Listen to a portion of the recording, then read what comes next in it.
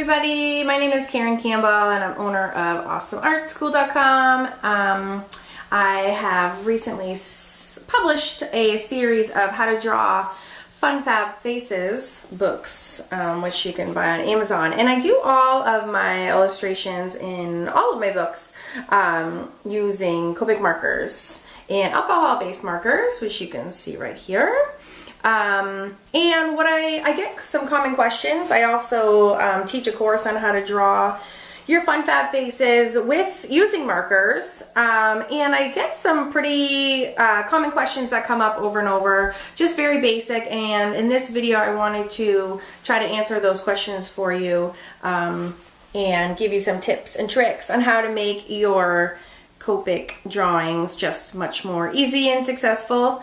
And if you want to see my little tutorial on how to make my marker holders, I will pop that in the description box below, as well as links to my classes and books. And if you have any further comments or questions, please feel free to pop those in the comments box as well.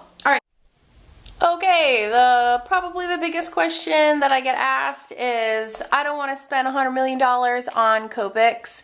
What should I get? And the really first thing I have to tell you is that is a very legitimate question and a totally legitimate concern, and there are workarounds to this problem. A regular Sharpie pen is Copic. There's a classic and a Copic sketch. Will run you between $6 and $9, which is, you know, wicked expensive. Excuse my New England phrasing there, but it really is.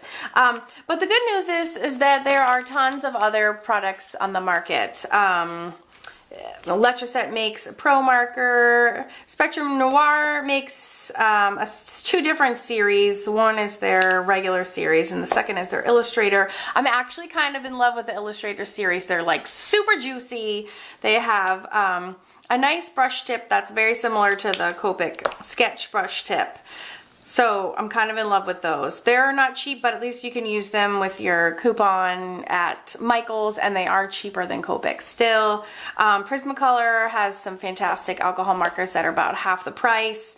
I don't love the Copic Chows. I bought a set. I don't love them because, well, this one does have a brush nib. I find them to be like half as juicy as the Copic sketches. Now they are refillable, so I could like infuse them with juice, but I actually would rather just pass on them and go for the sketch. Hobby Color, I don't even know where I got this from. These were like super duper cheap. I got them at Tuesday Morning. So there are alternatives. I think Nicole makes a set that she sells it like, I know she, you know, Nicole, my buddy Nicole. No, but Nicole is a brand and they sell them at AC Moore. So they're not going to be as awesome. They really are not going to be. And the reason for that is that a lot of these are also not refillable. One thing that's awesome about Copics is that you can refill them if you run out. I do believe that the Spectrum Noirs are refillable, so I can't say that about every brand, but the Copics do end up in the long run, if you keep using them and running out, do become affordable because you can refill them. So I just recently ran out of sand, and I'm going to just give you a quick demo how I'm going to refill that. Okay, so the easiest way to refill your Copics is you have two sides, and this one really is running out. There's a lot of streaky faces that I've done, and I'm like, okay, I need to go buy the refill. So I bought the refill on Amazon. I think it was like $12. And the easiest way to do this is to simply, hi Zozo, my kitty's here. It's just simply take off the top and, sorry, I'm having a hard time focusing and talking at the same time. Simply lightly squeeze, you can see here. Squeeze this onto the chisel tip and it will absorb all the way through. You can also remove the nibs and funnel it using an eyedropper into the inside, but I feel like this just, I'm such a hot mess on a good day, so I don't even want to touch and pull that out. So I'm just gonna literally pour, whoops, you're not even on screen.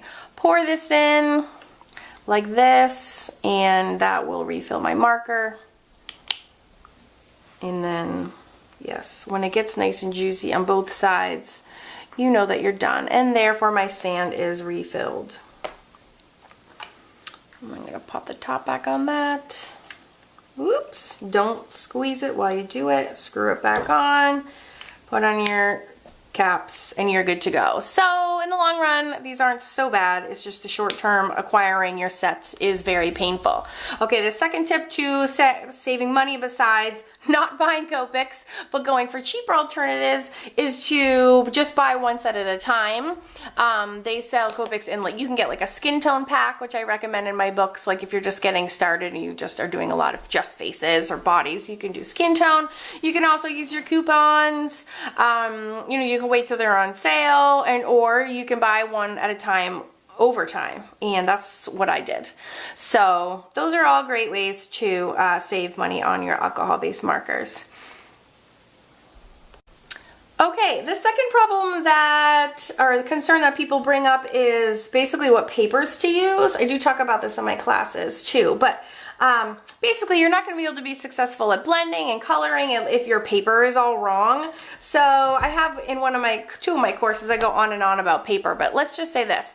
Don't waste your money on big expensive marker paper. It is really, really expensive, and personally I don't actually love the results for what the cost you spend. So this is actually Copic bleed proof marker pad. Is it bleed proof really? No. What? There's bleeding. I am so sorry, that is my bad. So as you can see, I didn't experiment, I was just coloring in this sphere, and it completely did bleed through. That is not okay. That's like $1 a sheet. So don't buy, in my personal opinion and experience, do not spend your money on the marker paper. A much cheaper, but a way cheaper alternative is to use cardstock.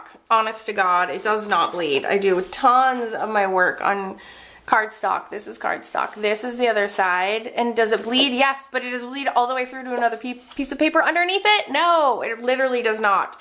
So that's probably the most affordable, way affordable option. So yeah, do that. My favorite, don't use regular paper because it is too absorbent and too thin. So if you color on it, it will go straight through the other side. You want something that's a little bit more sturdy so it doesn't bleed. My personal favorite is Bristol Smooth Surface. This is what I write all my books on.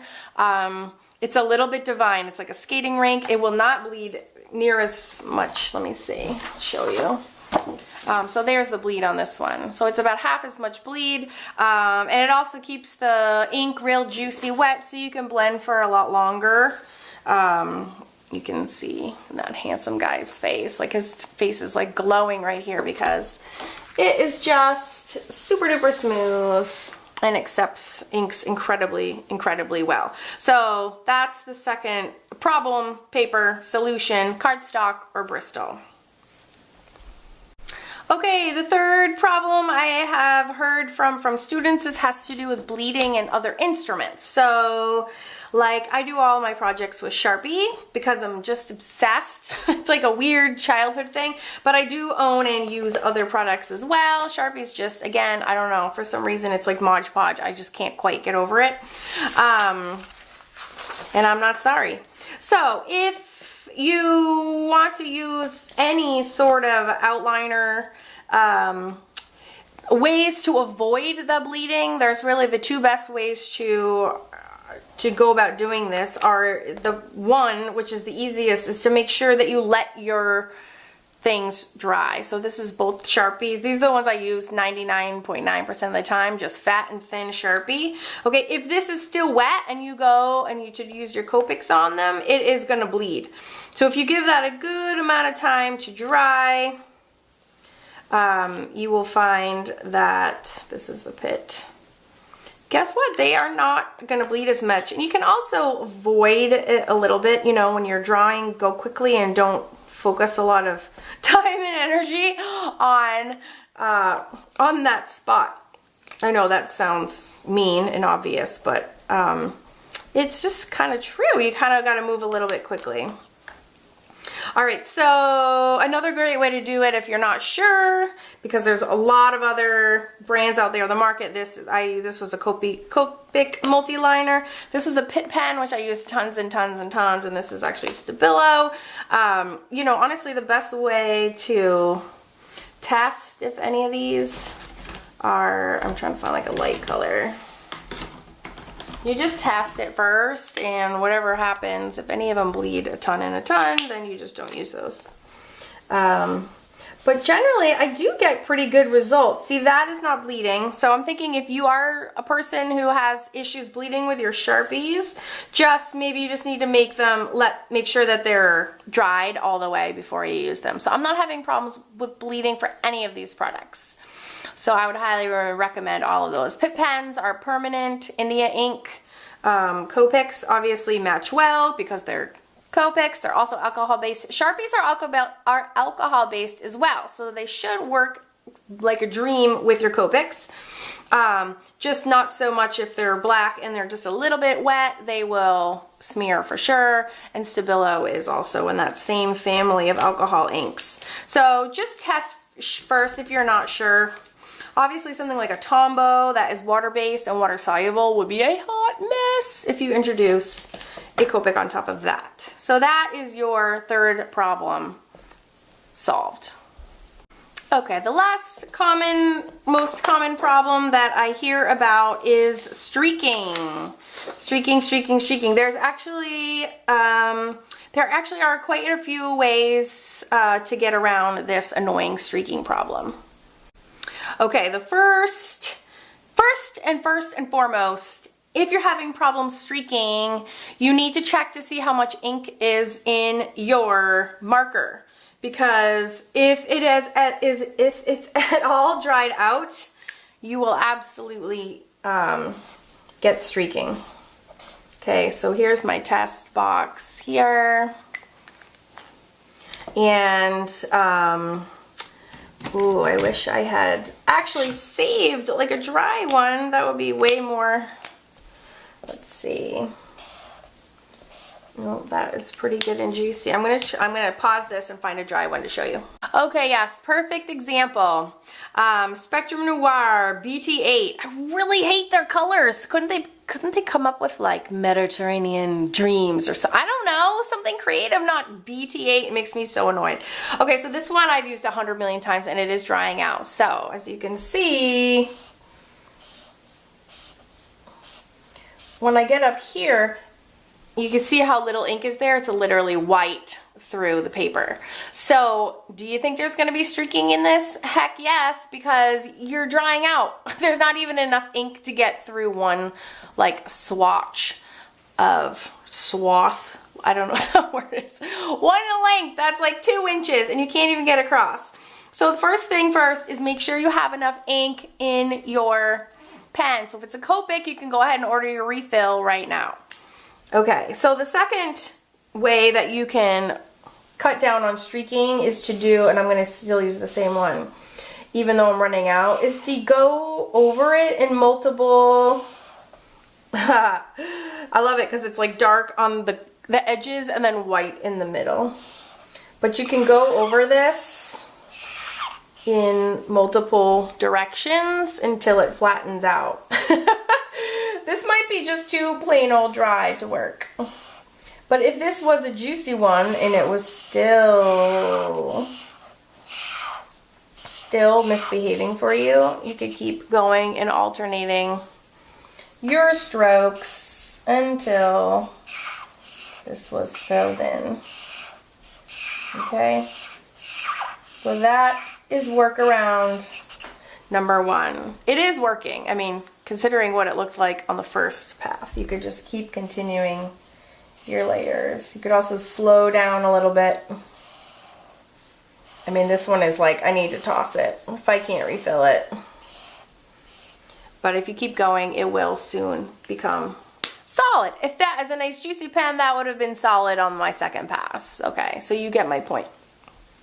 Okay, so the first one. All right, the second way to reduce streaking, and by that I don't mean running naked in the streets, is to move quickly, like fast and light. Okay? So especially, so here is my, oh, that's a little bulleted. So if you saw, if I do slowly with my big chisel tip, you can get these real streaks, and I have some faces that are super streaky because I wasn't that careful about testing out how juicy they were before. But this is one of my new fave Spectrum Noir. A second way to reduce streakiness is to just be quick and light. Quick. Because what happens is the alcohol ink is like paint. Okay, and you really do need to keep like a wet edge. So it dries incredibly fast, and you want to make sure you have the second layer down on the first before it has a chance to dry. I can feel it, and I can still feel that it's wet, okay? You can even go back. All right, well, that's one pass, and you see how more solid even that is? And that was like 5, okay? So quick and light.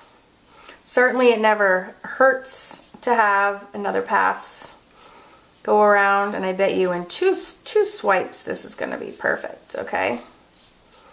Yeah, so that is like rock solid. Okay, so quick and light, especially if you have these gorgeous brush tips work fantastic for that. It's hard to be quick and light if you have a big clunky chisel tip. Okay, I am not gonna lie. Let me find a big chunky chisel chip and show you. So fast and light. You can do light, you can do fast, but this is just much clunkier, which is another reason why the Copics tend to come out on top, because like the Spectrum Noirs only give you a chisel and a bullet, the little baby guys. So while I have good blending, and it's fine, I mean, if that's all you have, be psyched, that's what you can get, and don't worry about it. But I'm just showing you the disadvantages of the chisel versus the bullet too. And so like this is very nicely, you know, they stand apart, but you just don't get the flexibility in the paintbrush quality that you do with the, what's it called? The brush tip, okay? Plus it fades out because this is so clunky, so if you don't want it to do that, being quick and light with a big clunky chisel tip, it's just not the same. You're gonna get streaks, okay? So if you want to eliminate that, again, that's the problem. Use something that has the brush. And again, the Illustrator, Spectrum Noir, and the Copics are the ones that have the best ones, in my humble, useless opinion. Oh, and the last trick to reduce streaking is make your drawings smaller, okay? If you're having trouble streaking, and you have, you know, replaced the what's it called, ink in your markers, and you've done multiple passes and you're having a problem still, take this. I draw very large. My drawings are very large. This is 8.5 by 11, and it takes up the whole thing. If you kind of can't get that streaking under control or where you want it, do yourself a favor and put your Bristol or your cardstock through the copier and reduce the size so it's small, because it's much easier to color in, you know, color in an image if you only have this far to go, okay, then this whole entire area. So that's just sort of common sense. At the same time, I don't think a ton of people ever think like, oh, my drawing's too big, I need to put it in the copier and reduce the size. But man, it makes a big difference. And then your copier ink is not gonna run either. So there's kind of like a double bonus when you're coloring your renderings that you have put through the copier. It's just better. My last tip for reducing streakings is you can also try altering, because we know, I was gonna say altering the way that you're laying down your ink. We know that quick and light is a successful technique, because again, you want to maintain that wet edge, but who says you have to do it in streaks? You can also try doing this in circular motions, okay?